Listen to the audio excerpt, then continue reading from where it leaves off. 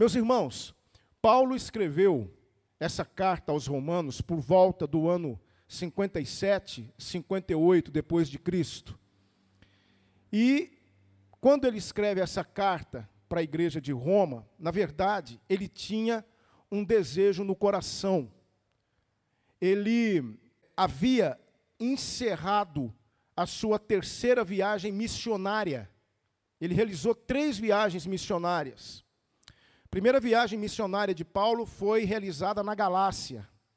A segunda, na Macedônia. A terceira, na Ásia.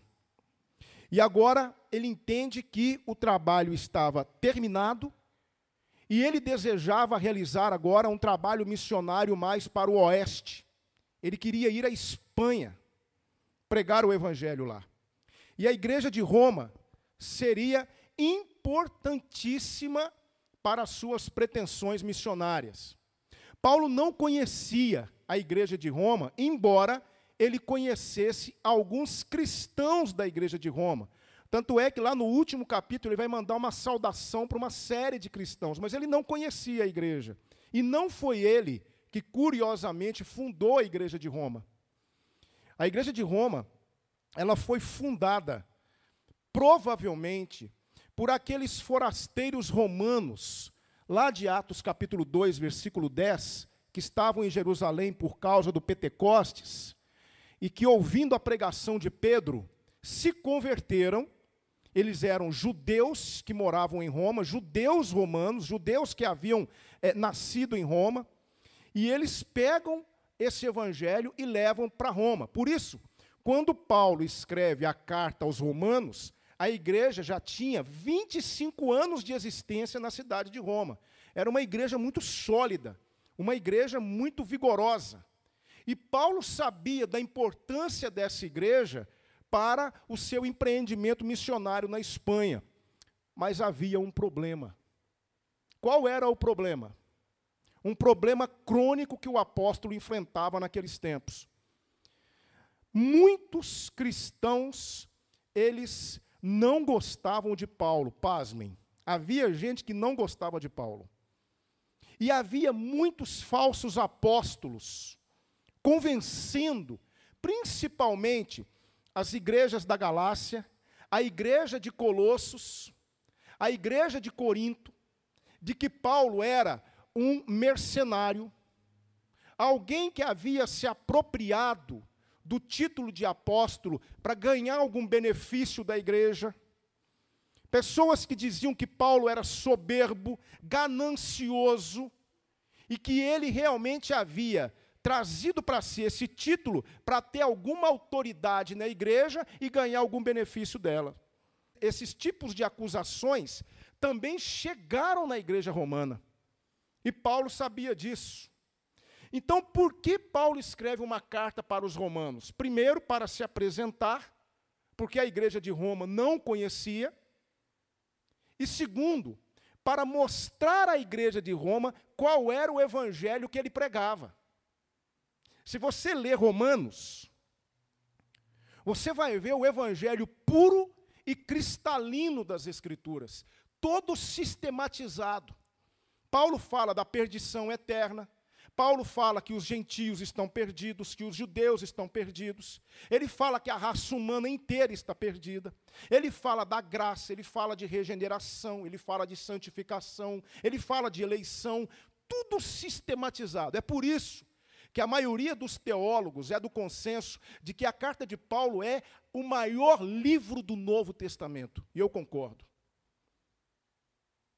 A carta aos Romanos é um tratado teológico que nós temos no Novo Testamento. Uma carta impressionante. Não é à toa que grandes expoentes da fé cristã foram profundamente impactados por ela.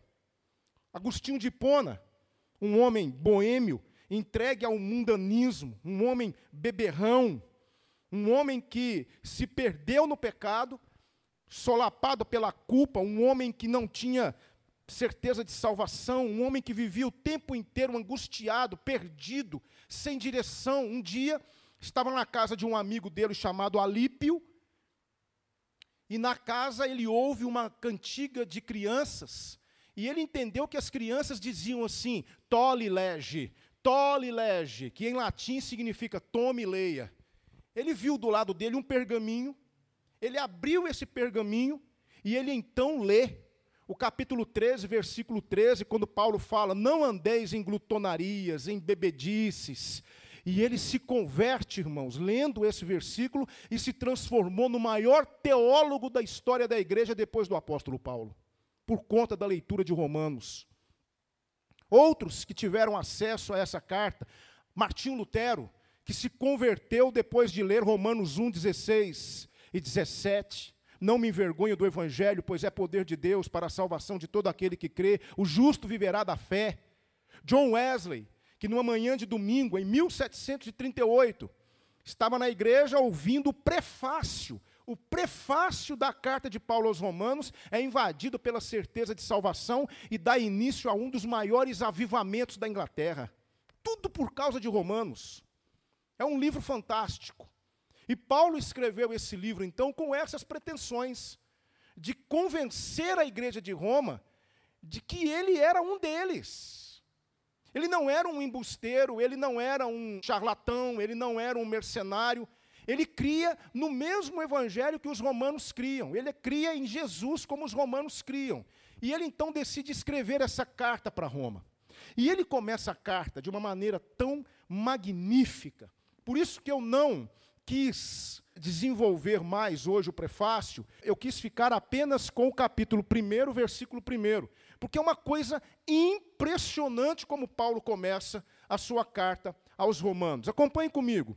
Primeiro ele diz assim, Paulo, porque haviam muitos Paulos naquela época, naqueles tempos, quando você escrevia uma carta para outra pessoa, você dizia, de fulano para ciclano, paz, de fulano para ciclano, saúde, de fulano para ciclano, tudo vá bem contigo. E Paulo começa sempre as suas cartas desse jeito, se identificando. Lá em Roma, ele se identifica de uma maneira extraordinária. Ele diz assim, Paulo, servo de Jesus Cristo, chamado para apóstolo, separado para o evangelho de Deus. Vamos analisar esse versículo. Primeiro, olha como Paulo começa. Paulo, servo de Jesus Cristo. Existem pelo menos duas palavras no grego para servo. Existe a palavra diáconos, que deu origem ao nosso termo diácono na igreja, que significa servo. É aquele que serve a igreja, que serve à mesa do pastor, que cuida da beneficência, que cuida da ação social. E existe a palavra doulos, que significa literalmente escravo. Então Paulo começa a sua carta aos Romanos desconstruindo toda a ideia equivocada que tinham a respeito dele. Eles diziam que Paulo era soberbo, que Paulo era ganancioso, que Paulo era altivo, que Paulo era um mercenário, um interesseiro. E ele começa dizendo assim, Paulo, escravo de Jesus Cristo. Quem era um escravo? Havia no Império Romano cerca de 60 milhões de escravos naqueles tempos. E o que era um escravo? Um escravo não era uma pessoa, o escravo era uma mercadoria. Eles eram vendidos, eles eram comprados, eles não tinham direitos, não tinha quem os defendesse. Era considerado o pior elemento, eram tratados piores do que animais. Estavam na categoria mais baixa da sociedade. Um romano, preste atenção nisso, um romano nunca trataria a si mesmo como escravo. Esse era o pensamento de um romano. O romano, sim, era vaidoso, ele era o senhor de tudo. Ele não aceitava ser um escravo. Então, num pequeno texto, numa pequena fração do texto, Paulo já desconstrói essa imagem errônea que tinham acerca dele. Ele diz assim, Paulo, e ele era um cidadão romano, tanto é que o nome Paulo é o nome romano dele. Ele diz assim, Paulo, escravo de Jesus Cristo. Ele começa a sua carta se humilhando. Ele era apóstolo? Claro que ele era. Observe que ele não começa a sua carta já confrontando quem estava falando mal dele. Porque ele sabia que havia pessoas que falavam mal dele. Então ele já começa a sua carta se humilhando. Ele não começa confrontando, ele não começa lançando mão da sua prerrogativa de apóstolo. Ele começa se humilhando, ele começa se rebaixando. Ele não parte para um embate, ele não parte para uma resposta à altura. E aí eu fiquei pensando uma coisa, será que eu e você seríamos capazes de nos humilhar como Paulo se humilhou? Quando alguém nos persegue, quando alguém fala mal de nós, quando alguém te ofende, qual é a primeira reação que temos, irmãos? O nosso ego infla, e a primeira reação que temos é dar uma resposta à altura. Somos dominados por esse ímpeto de responder à altura quem nos ofendeu. Não levamos desaforo para casa. Queremos tratar as pessoas da maneira como elas nos trataram. Queremos vingar aquela afronta, não deixamos barato. Paulo não. Sabendo de tudo que pairava contra ele, ao invés de se impor, ele se humilha. Que lição. Que coisa maravilhosa. Eu fiquei envergonhado quando eu me deparei com essa realidade, e eu me perguntei para mim mesmo, e você, Alex, você conseguiria se humilhar assim? Você conseguiria deixar para lá? Você conseguiria relevar? Você conseguiria ficar calado? Você conseguiria simplesmente não dar o troco? É isso que Paulo faz aqui. Ele começa, Paulo, escravo de Jesus Cristo. Outra coisa que eu aprendi aqui com Paulo é que o escravo, ele não tinha vontade própria. O escravo, ele era o último a dormir e o primeiro a acordar. Ele tinha que estar sempre a postos. Quando o senhor dele o chamasse, ele tinha que estar pronto para atender o seu senhor. Um escravo, ele não tinha direitos. Ele não podia reclamar do trabalho. O escravo vivia para uma coisa: obedecer.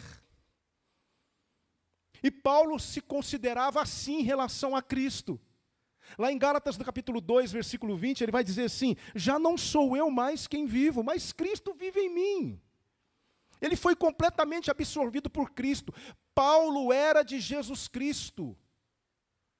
E ele fazia o que Jesus Cristo queria que ele fizesse.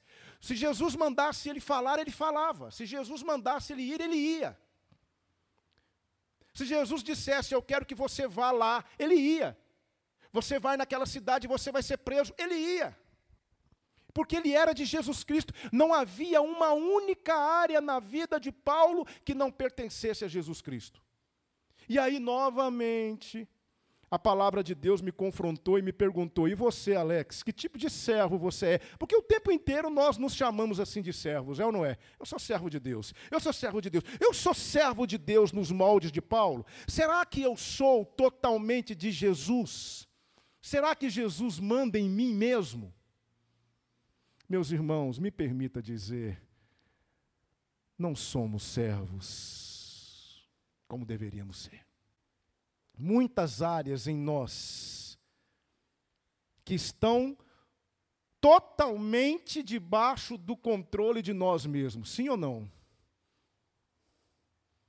Existem áreas que Deus não tem acesso. Se Deus falasse para você, eu quero que você saia daqui agora, e quero que você vá lá na penitenciária pregar para uma determinada pessoa, qual é a nossa reação imediata? Nós fingimos que não é conosco. Nós começamos a inventar uma quantidade enorme de desculpas para não servir a Deus. Por isso, eu convido a essa igreja amada a reavaliarmos o nosso conceito de servos. Porque nós estamos muito longe de sermos servos no modelo de Paulo. Ele era totalmente subserviente. Quem mandava nele era o Espírito de Deus. Não importa onde o Espírito de Deus o levasse, ele era de Jesus. Eu quero que você pregue para os soldados romanos, para isso eu vou te prender. Não tem problema, me prenda, eu vou pregar, eu vou obedecer. Eu quero que você pregue para os imperadores. Eu quero que você pregue para os governadores. Para isso você vai ter que passar por essa, por essa, por essa situação. Não tem problema, eu sou de Jesus Cristo. Por isso que ele vai dizer lá em Atos 20, 28, em nada tenho a minha vida por preciosa, contanto que possa cumprir a carreira que recebi do Senhor Jesus para dar testemunho do Evangelho da graça de Deus. A vida de Paulo era obedecer a Jesus. Ele era totalmente entregue. Por isso que ele podia dizer com todas as letras, Paulo, escravo de Jesus Cristo. Ele não era um empregado, porque empregado ainda tem direitos. Ele era um escravo. Ele estava totalmente à disposição de Cristo. Irmão, minha irmã, qual é a área da sua vida que ainda não pertence a Jesus? Qual é a área da sua vida que ainda não é de Jesus? Porque existem áreas na nossa vida que nós trancamos e ninguém entra. Por isso, esse versículo me chama a atenção. Paulo, escravo de Jesus Cristo. Aí sim, agora olha só o que ele vai dizer. Veja bem, as pessoas estavam sendo iludidas, estavam sendo levadas pelos falsos apóstolos a acreditarem que Paulo era um falso apóstolo, que ele havia se apoderado desse título para receber algum benefício das igrejas. O apostolado de Paulo era colocado em xeque o tempo todo. As pessoas diziam assim, mas quem diz que Paulo é apóstolo? Quem tem essa autoridade? Ele foi indicado pela igreja? Ele tem alguma carta de recomendação? Lá em Corinto, eles estavam pedindo uma carta de apresentação para Paulo.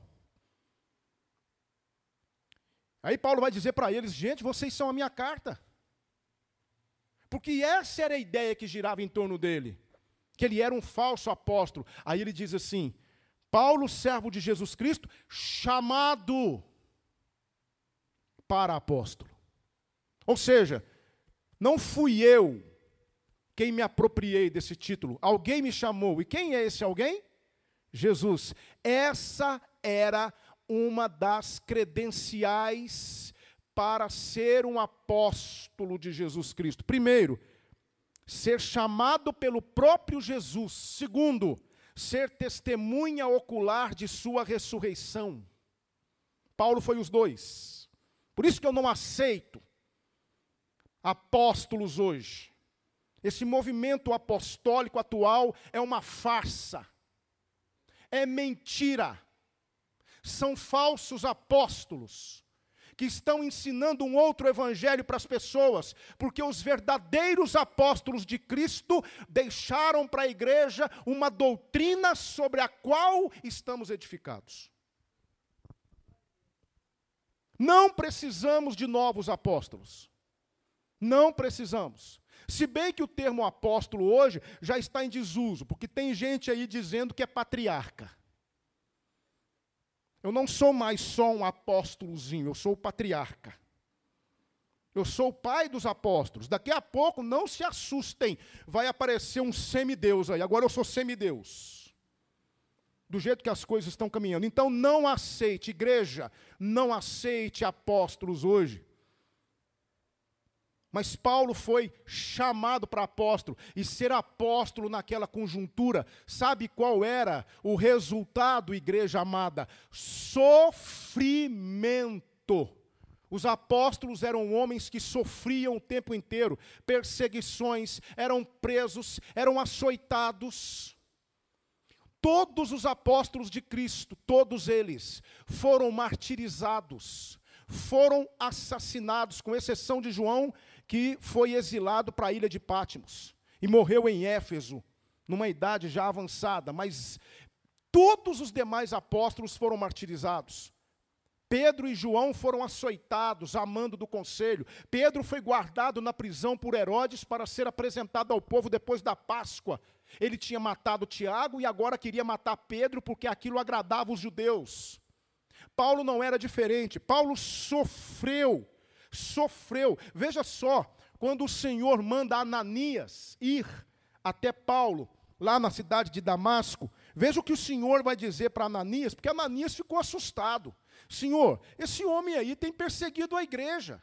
Esse homem está maltratando os teus santos. Aí olha o que Jesus vai dizer para Ananias, lá em Atos capítulo 9, versículos 15 e 16.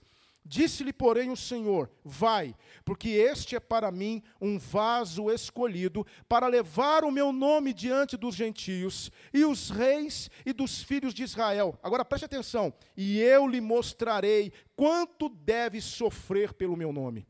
Então, o que significa ser chamado para apóstolo? Significa ser chamado para o sofrimento. Eu quero dizer para você, meu irmão, minha irmã, que foi chamada pelo Senhor para servir o Senhor na igreja. Prepare-se para sofrer.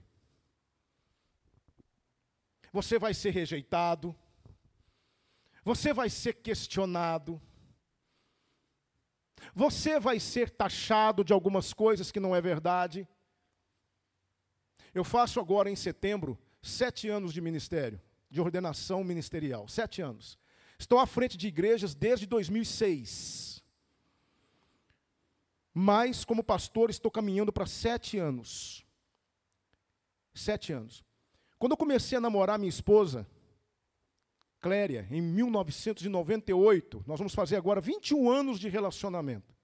Quando eu comecei a namorar a Cléria, eu me lembro que ela dizia assim para mim: eu não nasci para ser esposa de pastor.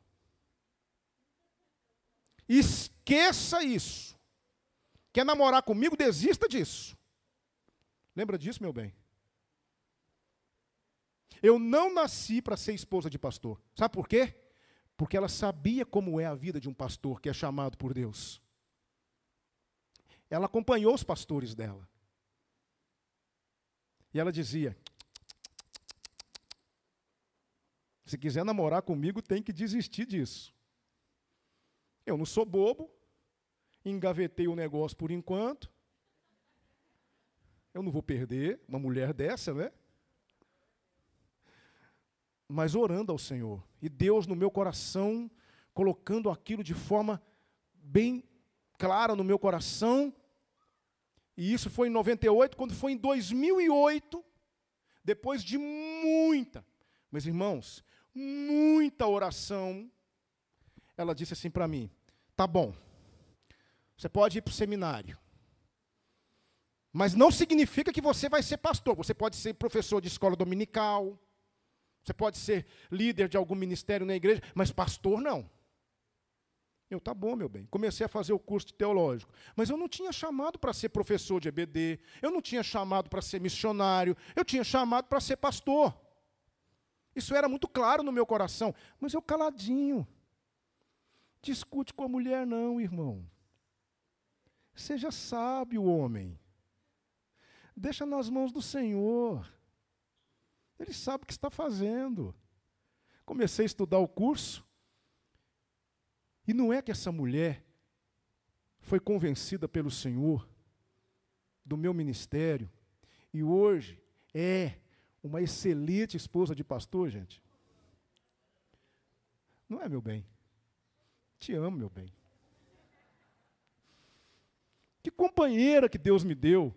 Mas nós sofremos. Eu sofro, irmão. Se eu visito muito, eu sou entrão. Se eu visito pouco, eu sou relaxado, eu sou relapso. Se eu sou mais rígido, é rigoroso, é muito radical. Se eu afrouxo um pouco aí a corda, pastor, é muito relaxado. Se eu, de repente, vou num supermercado, fazer uma compra durante o dia, ou estou em casa lá, passando um momento com a família, pastor não trabalha, pastor só fica em casa. Mas não vê que a gente chega na igreja, muitas vezes antes da zeladora. Quantas vezes a irmã Edna chegou na igreja? Quem é que estava aqui, irmã Edna? Pastor Alex. Não vê que às vezes a gente vai dormir às 10h30, 11 horas da noite. mas só vê aquele momento que você está com a família no supermercado, que você está com a família no Bariri. Mas o pastor não trabalha, não? Um certo pastor estava lendo um livro na varanda de sua casa, passou um membro da igreja e falou assim: pastor, descansando, hein? Ele disse assim: não, irmão, estou trabalhando. Algumas horas depois, o pastor estava lá, capinando o quintal da casa dele. Aí o irmão falou assim: pastor, trabalhando, hein? Não, irmão, agora estou descansando. Sabe, eu estou falando isso para vocês porque eu estou falando com a minha família. Nós sofremos, irmãos. É gente colocando o dedo em riste na nossa frente. É gente nos acusando de coisas absurdas. A gente lida o tempo inteiro com afronta, com rejeição. Mas, irmãos, por quê? Porque quem é chamado pelo Senhor sofre. Eu tenho certeza que os irmãos aqui que exercem ministérios na igreja, que foram chamados pelo Senhor, também sofrem. Eu não sofro sozinho, não.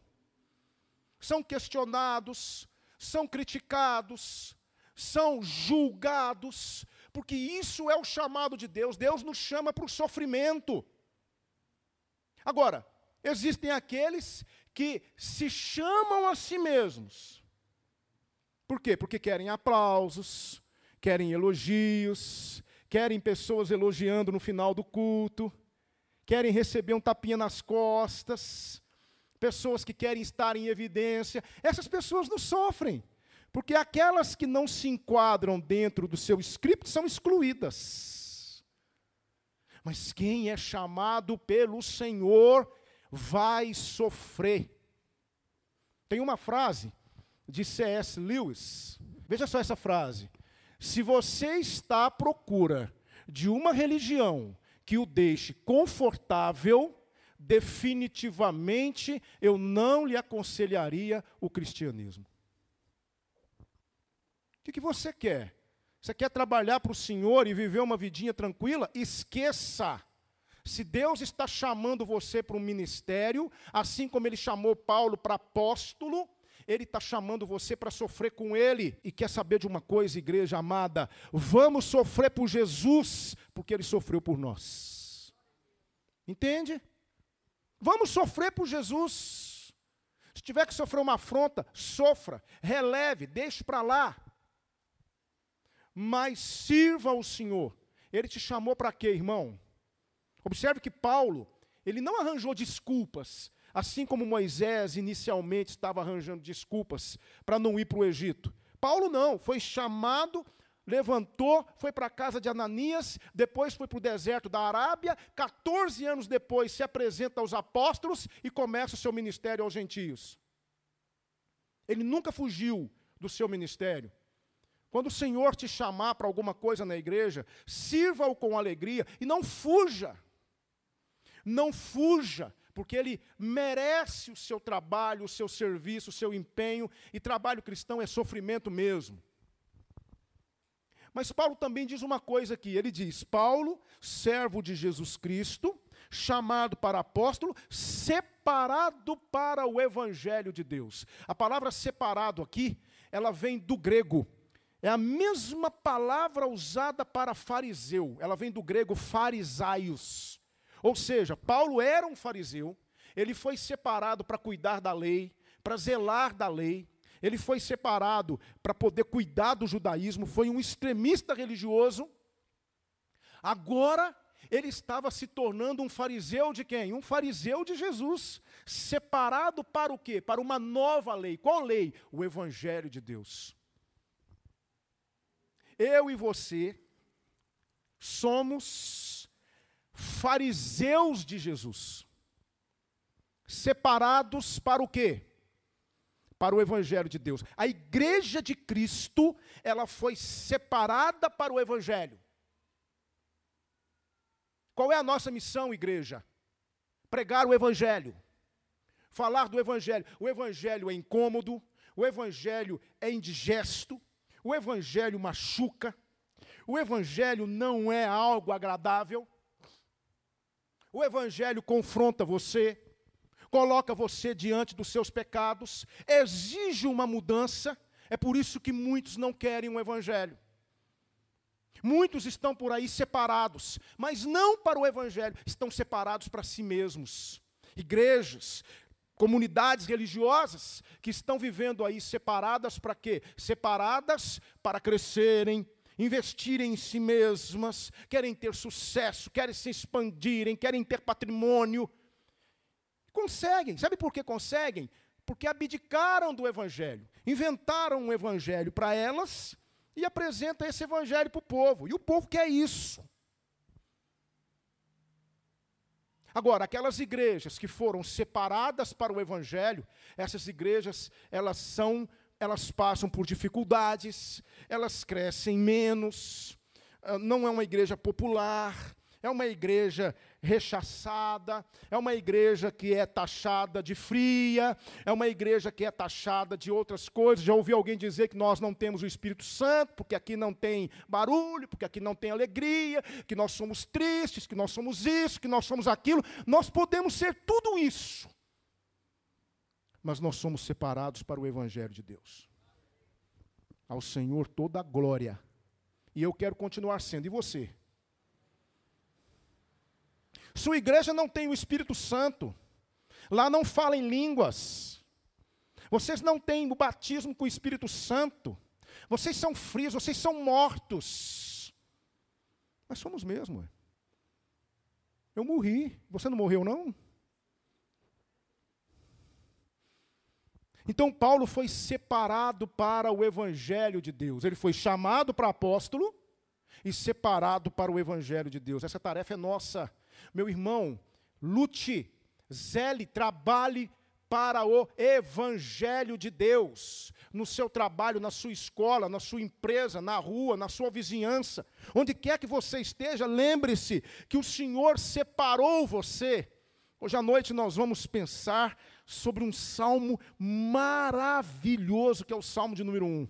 E lá o Senhor diz que nós seremos como árvores plantadas junto a ribeiros de águas. A palavra lá, eu vou falar isso melhor hoje à noite, significa literalmente transplantado, ou seja, tirado de um lugar e colocado em outro. Nós fomos assim, Deus nos tirou do mundo e nos separou para Ele, e nos separou para o Evangelho dEle. Por isso nós precisamos zelar por esse Evangelho, acreditar tão somente nesse Evangelho, fechar os nossos ouvidos para esse novo Evangelho que está por aí enganando e matando as pessoas, irmãos. É por isso que Paulo vai dizer, não me envergonho desse Evangelho, esse Evangelho simples, esse Evangelho sem atrativos, esse Evangelho sem apetrechos, esse Evangelho que ninguém quer, eu não me envergonho dele, porque é ele o poder de Deus para a salvação de todo aquele que crê. É esse Evangelho que está entrando nas prisões e convertendo detentos lá para a glória de Deus. É este Evangelho que está mudando a vida de tanta gente por aí. É desse Evangelho que eu não me envergonho, e eu fui separado para ele. E você também foi. É por isso que nós temos que cantá-lo nas nossas músicas, nós temos que mostrá-lo na nossa vida, porque nós fomos separados, nós somos os fariseus de Cristo, separados para defender a lei de Cristo, separados para dizer que o Evangelho é poder de Deus, não só com os meus lábios, mas principalmente com a minha vida. Então eu quero, para encerrar, eu gostaria de apresentar para você aqui 2 aplicações para a nossa vida. Pastor, tá bom, que joia, que bacana, entendi, mas como é que eu coloco isso aí em prática na minha vida, pastor? Eu quero apresentar para você 2 aplicações, e eu encerro a minha palavra nessa manhã. Primeira coisa que eu quero aprender com você é isso. O maior título que alguém pode ter na vida, gente, é o título de servo. Você pode ser um diácono, você pode ser um bispo, um pastor, você pode ser um professor de EBD, você pode ser um mestre nisso, mestre naquilo, ter PhD nisso, PhD aquilo, ser um engenheiro, ser um filósofo, ser um médico, ser o que você quiser, mas não se esqueça de que antes de qualquer coisa, você é servo. Eu sou servo dos irmãos, eu não sou empregado, eu não sou funcionário da igreja. Eu não tenho que bater cartão, eu não tenho que cumprir horário, mas eu sou servo dos irmãos. Estou aqui para servi-los. Antes de ser pastor, eu sou servo. E eu amo ser servo. Eu amo servir vocês. Amo estar à disposição de vocês. Então esse é o maior título que você pode ter. Você quer ser grande aos olhos de Deus? Você quer ser tido em alta conta pelo Senhor? Seja servo. No cristianismo é assim. O cristianismo é fantástico. O cristianismo é o seguinte: se você quiser ganhar, você tem que perder. Se você quiser viver, você tem que morrer. Se você quiser ser grande, você tem que ser pequeno. Paulo começa de baixo para cima. Ele poderia ter começado, não poderia? Paulo, apóstolo de Jesus Cristo. Para Roma ele podia. Mas ele diz: Paulo, servo de Jesus Cristo. Escravo de Jesus Cristo. E só depois ele vai dizer: apóstolo. Aí eu aprendi uma outra lição, uma outra aplicação para a nossa vida que eu quero compartilhar com você. Privilégios espirituais não podem nos levar à soberba espiritual. Paulo tinha um grande privilégio. Qual era? Apóstolo de Jesus Cristo. Mas se tinha uma coisa que ele não era soberbo. Cuidado com a soberba, irmão. Cuidado com o ego. Você tem um inimigo silencioso dentro de você, eu também tenho, chamado ego. E ele de vez em quando quer colocar a mãozinha para cima. Cuidado com a soberba. Cuidado com a soberba. Humilhe-se. Jesus Cristo disse: bem-aventurados os humildes de espírito. Humilhe-se, seja pequeno, rebaixe-se. Dizem que certa vez, nos Estados Unidos, quiseram homenagear Billy Graham, o grande evangelista Billy Graham, que morreu há pouco tempo. Aquele homem foi um homem fantástico, foi conselheiro de presidentes. Foi um homem que pregou o evangelho em mais de 200 países. Uma mensagem simples. Não sei quantos aqui já ouviram as pregações de Billy Graham. Simples, mas de um poder sobrenatural. Aí quiseram homenageá-lo. Sabe o que eles fizeram? Fizeram uma estátua dele. Convidaram autoridades. Convidaram a imprensa. No dia da inauguração da estátua, todos estavam lá, menos um. Quem? Billy Graham. Ele não foi na inauguração da estátua. Ficaram indignados. Aí foram conversar com ele. Por quê? Ele disse assim: escute, eu sou um pregador do evangelho. Se tem havido conversões e se tem havido transformações, não é por minha causa, é por causa do evangelho. Se há algum mérito, o mérito é da palavra de Deus e não minha. Faça uma estátua para a Bíblia. Humilhe-se. Irmãos, nós não somos ninguém. Nós não somos nada. Quem somos nós para receber glória, ou aplauso, ou elogio? Não somos absolutamente nada. Meus irmãos, se não fosse a graça e a misericórdia de Jesus na minha vida, eu estava no inferno. Porque eu não mereço a salvação. Eu não mereço ir para o céu. Eu mereço condenação. Quem sou eu? Nós cantamos aqui: não sei por que de Deus o amor a mim se revelou. Não sei. Por que razão o Salvador a mim me resgatou? Eu não sei. Não há nada em mim, não tem atrativos. Eu não sou ninguém, eu não sou nada. Um certo pastor, eu não sei se ele falou isso num momento de desabafo, ele disse o seguinte: existem pessoas que não querem participar da igreja, porque dizem que na igreja, a igreja está cheia de pessoas falsas e hipócritas. Aí o pastor disse assim: nesse caso, seja bem-vindo, tem lugar para mais um. Somos miseráveis. E aí nos achamos os todos poderosos e queremos na igreja ser tratados de uma forma diferenciada de todos os outros. Irmãos, desçamos daí. Esse lugar não nos pertence. Não passamos de miseráveis servos, disse Jesus. E se eu cumprir tudo que está na palavra de Deus, não é isso que ele disse? Então observe Paulo, aprenda com Paulo, olhe para Paulo. Paulo, quem foi? O maior líder do cristianismo, o maior cristão que já pôs os pés sobre essa terra. Paulo, o fundador de igrejas, o apóstolo dos gentios, o homem que levou o cristianismo para o mundo, o homem que entendeu como ninguém o que significa o evangelho. Paulo, servo de Jesus Cristo, chamado para ser apóstolo, separado para o evangelho de Deus. Quer ser grande, meu irmão? Você quer ser grande? Humilhe-se. Se tiver que pedir perdão, mesmo contra a sua vontade, você não é culpado, mas a coisa não se resolve, peça. Se a situação depender de você para ser resolvida, passe por cima do seu ego e resolva.